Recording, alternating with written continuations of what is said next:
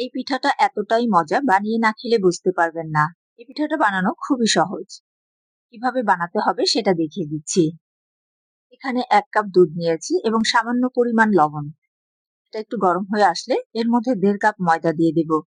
এই পিঠাটা ময়দা দিয়েই বানাতে হয়। পিঠার ডোটা তৈরি হয়ে গিয়েছে, এবার এটাকে ভালোমতো ময়ান করে নেব। ভালোমতো ময়ান না হলে পিঠাটা কিন্তু ভালো হবে না। পিঠাটা ফেটে যাবে, সেজন্য এটাকে ভালোমতো ময়ান করে রুটির মতো বেলে নিতে হবে। এই পিঠাটা দেখতে যতটা সুন্দর, খেতেও তেমনই মজার। এই গ্লাসের সাহায্যে রুটি থেকে ৩টা পিস গোল শেপে কেটে নিচ্ছি, যা দিয়ে ফুল তৈরি করব। আপনারা চাইলে যে কোনো গোল শেপের কিছু নিয়ে কেটে নিতে পারেন। আমি এটা গ্লাস দিয়ে তৈরি করলাম। এবার এটাকে ফুল বানিয়ে নেব। এই ফুল বানানোটা খুবই সহজ। দেখতে যতটা কঠিন মনে হয়, আসলে এতটা কঠিন নয়।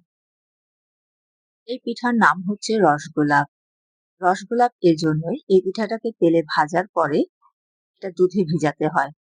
আর এটা দুধে ভিজালে এটার যে শেপ থাকে তার চেয়ে অনেকটা বড় হয়ে যায় এবং সম্পূর্ণটাই ফুলের মতো অনেক ভালো লাগে দেখতে।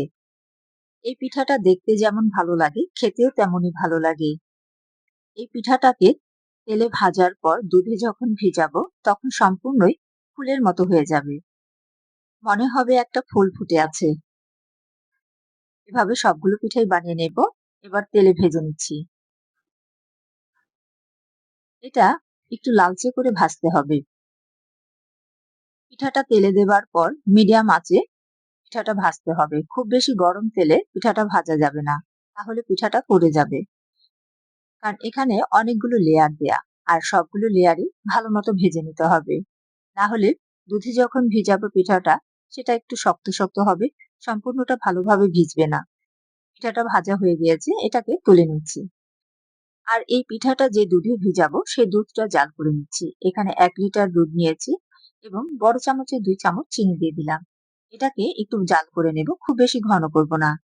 দুধটা জাল করা হয়ে গিয়েছে, এবার হালকা একটু ঠান্ডা করে পিঠার মধ্যে দিয়ে দেব এবং এটাকে ৮ ঘন্টা রেস্টে রাখবো। ৮ ঘন্টা রেস্টে রাখলে পিঠাটা সম্পূর্ণভাবে ভিজে যাবে এবং এটার যে শেপ আছে তার থেকে এটা বড় হয়ে একদম রসালো হয়ে যাবে। ৮ ঘন্টা পরে ফিরে আসলাম। দেখুন যথেষ্ট বড় হয়েছে এবং ভিজে গিয়েছে। তৈরি হয়ে গেল ঠান্ডা ঠান্ডা মজাদার স্বাদের রসগোলাপ।